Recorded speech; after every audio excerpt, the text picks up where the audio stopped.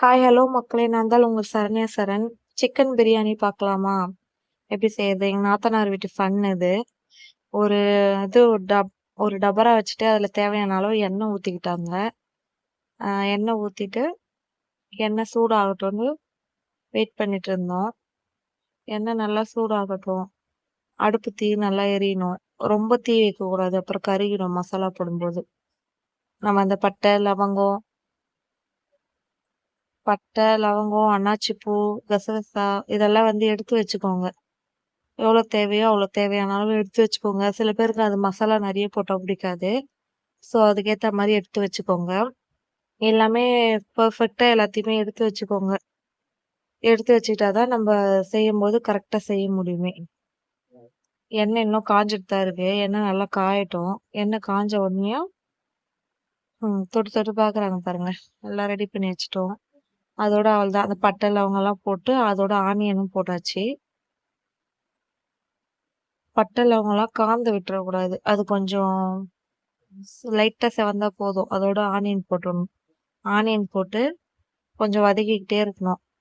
கொஞ்சம் கருகுற அளவுக்கு வதக்கணும். அப்பதான் நல்லா டேஸ்ட்டா இருக்கும்.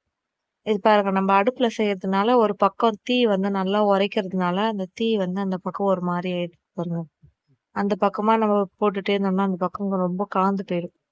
ஒரே மீடியம் சைஸா தான் வதங்கணுமே வெங்காயம். வதக்கிட்டே இருக்கும்போது இங்க பசங்க வேற 2 அடுப்பு இருக்கேன்னு ஒரு பயமே இல்ல. பக்கத்துல நின்னு பாத்துட்டே இருக்கானுங்க பாருங்க. 2 பேரும். மாமா மச்சான் அவங்க 2 பேரும். அதோட நல்லா வதங்கிட்டு, வெங்காயம் நல்லா வதக்கணும். ஐடியா எங்க நாத்தனார் வீட்டுக்கார ஐடியா. பட் செய்யறது எங்க மச்சினன். அவர் தான் சமையல் மாஸ்டர் இன்னைக்கு. ஆனியன் நல்லா வதக்கிட்டு, நான் பாத்துட்டே இருந்தேன். என்ன இவங்க எதுவுமே பண்ண மாட்றாங்களே நின்னுட்டே இருக்கவங்களேன்னா, அது வதங்குனா தானே பண்ண முடியும் அப்படின்னு சொல்லிட்டு, அதுக்கப்புறம் நெய் ஊத்திட்டாரு எங்க நாத்தனார் வீட்டுக்காரரு. பாதி நெய் ஊத்திட்டு பாதி வச்சுக்கிட்டாங்க. அது கொட்டுறாரு கொட்டவே மாட்டேங்குது. அப்புறம் ஹீட் பண்ணி ஒரு வழியா கொட்டிட்டாங்க. வதக்கு ராஜா, வதக்கு ராஜா, வதக்கு அப்படின்னு நாங்க கிண்டல் பண்ணி பேசிக்கிட்டே செஞ்சுட்டே இருந்தோம். செம்மையா ஃபன்னா இருந்துச்சு ஆனா. என்ன ஒண்ணு வெயிலு தான் சரியான சரியான வெயில் பொளக்குது. எனக்கு எங்க நாத்தனார் வீட்டுக்கு போனாலே கொஞ்சம் ஜாலியா தான் இருக்கும். ஏன்னா நாங்க எங்கேயும் மாட்டோம், வரமாட்டோம். போறதா இருந்தா எங்க நாத்தனார் வீடு தான். வேற எங்கேயும் ரிலேட்டிவ் வீட்டுக்கு மாட்டோம். போனாலும் தங்க மாட்டோம். நம்ம வீடு மாரிலாம் இருக்க மாட்டோம். அங்க போனா தான் இருப்போமே. ஸோ அதனால ஜாலி தான். அதுவும் இல்லாம, அவங்க பையன் பொறந்ததுலேருந்து என் பையனுக்கு ஒரே குஷி தான். மச்சான், மச்சான், மச்சான், மச்சான்னு ஓடுவாரு. ஓடிக்கிட்டே இருப்பாரு மச்சான், மச்சான்னு. அவன் தான் எங்க நாத்தனார் பையன் தான் ஃபர்ஸ்ட்டு எங்க வீட்டுக்கு குழந்தைன்னு பார்த்தா அவன் தான். ஏன்னா எனக்கு 1 வருஷம் குழந்தை இல்லல்ல. ஸோ அதனால அவன் தான் எங்க எல்லாருக்குமே. குட்டி பசங்க 2 பேருமே சமத்து. அவங்களும் பிரியாணி பார்த்துட்டு இருக்காங்க செய்யறதுக்கு. வேற கேட்டுட்டே இருக்காங்க. பிரியாணி ரெடி ஆயிடுச்சா? ரெடி ஆயிடுச்சா? ரெடி ஆயிடுச்சான்ட்டு. ரெடி ஆகலன்னு சொல்லி நாங்க பேசிட்டே இருந்தோம். அதுக்கப்புறமா லைட்டா அவரோட சீக்ரெட் எப்படி பாருங்க, அடி புடிச்சிருமா. அதனால லைட்டா இஞ்சி பூண்டு விழுது போட்டுக்கிறாரு. இஞ்சி பூண்டு விழுது போட்டு அத நல்லா வதக்கிக்கிட்டே இருக்கணுமா. அப்பதான் போட்டுட்டு அதுக்கப்புறம் தக்காளி போட்டுறாங்க. ஏன்னு கேட்டா, அது அடி பிடிக்காம இருக்குமா. அதனால கொஞ்சோண்டு இஞ்சி பூண்டு பேஸ்ட் போட்டு தக்காளி போட்டுறாரு. தக்காளி போட்டு வதக்குறாரு. ஆ அப்புறம் பச்சை மிளகாய் போடலான்னு எடுத்து வச்சாரு. எங்க மச்சினன் போடு போடு மாமா எல்லாம் போடுன்னாரு. அதனால போடா உன் ஆசையா கெடுக்கணும்னு மொத்தமே ஒண்ணா கொட்டிட்டாரு. பாருங்க எப்படி வேர்த்து ஊத்துது. வெயிலு சரியான வெயிலு. உங்க வீட்ல ஜென்ஸ்லாம் பிரியாணி செய்வாங்களான்னு கமெண்ட் பண்ணுங்க. சப்போர்ட் பண்ணுங்க காய்ஸ். நீங்க சப்போர்ட் பண்ணாதான் என்னால மேலும் மேலும் வீடியோ எடுக்க முடியும். வீடியோ எடுக்கிறத விட பெரிய விஷயம் என்னன்னா, அத எடிட்டிங் பண்றது. எடிட்டிங் பண்றது தான் பெரிய வேலை. வீடியோ எடுக்கிறது ஒரு விஷயம்னா, அத எடிட்டிங் பண்றது அது பெரிய விஷயமா இருக்கு. உண்மையிலேயே யூடியூப் சேனல் வச்சிருக்க எல்லாருக்குமே ரொம்ப பெரிய ஒரு சப் இது சப்போர்ட் குடுங்க. ஏன்னா, அவங்க அவ்வளவோ இது பண்றாங்க. அதோட சிக்கனும் போட்டுட்டாங்க. சிக்கன் போட்டு சிக்கனும் அதுல உப்பு காரம்லாம் ஊறணும்ல. ஸோ, அதனால அது போட்டு அதுவும் கொதிச்சுட்டு இருக்கு.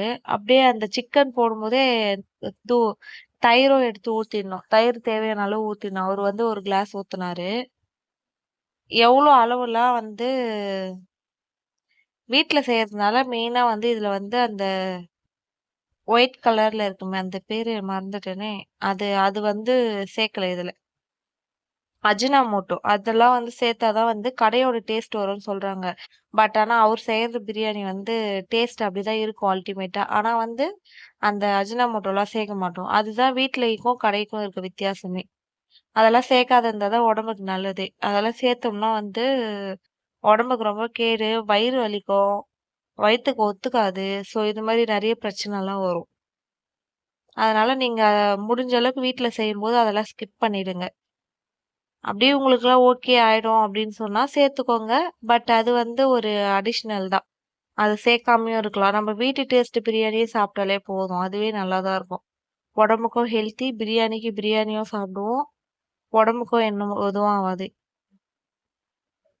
சிக்கன் பிரியாணி எப்பவுமே பிரியாணினா நெறைய பேருக்கு பிடிக்க தான் பிடிக்கும். உங்களுக்கு பிடிக்குமான்னு சொல்லி கமெண்ட் பண்ணுங்க.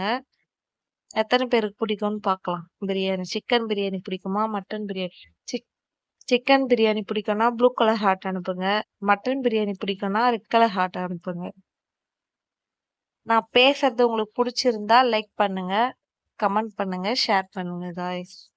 சிக்கன் நல்லா கொதிச்சுட்டு இருக்கு பாருங்க. எண்ணெய் திரிஞ்சு வருதா? அது மாரி எண்ணெய் திரிஞ்சு வர ஸ்டேஜ் வரைக்கும் அப்படியே பார்த்துட்டே இருக்கணும். நாங்க அது செஞ்சுட்டே ஒரு பக்கம் அது ஆயிட்டே இருக்கு. நாங்க ஒரு பக்கம் கதை பேசிட்டே இருக்கோம். ஏன்னா ரொம்ப நாள் கழிச்சு மீட் பண்ணிட்டு இருக்கோம்ல. ஸோ அதனால நாங்க பேசிட்டே இருந்தோம்.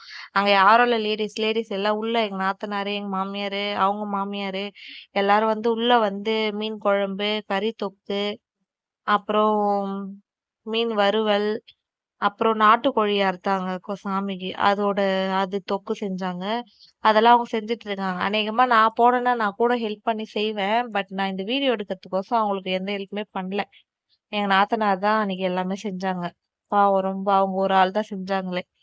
அவங்க மாமியார்லாம் வந்து அந்த கூழ் ஊத்துற ப்ராசஸ் அந்த ஆ உருண்டை சுடுறது, கூழுக்கு ரெடி பண்றது, கரோட்டு குழம்பு வைக்கிறது, கீரை பண்றது எல்லாம் அவங்க பார்த்துக்கிட்டாங்க.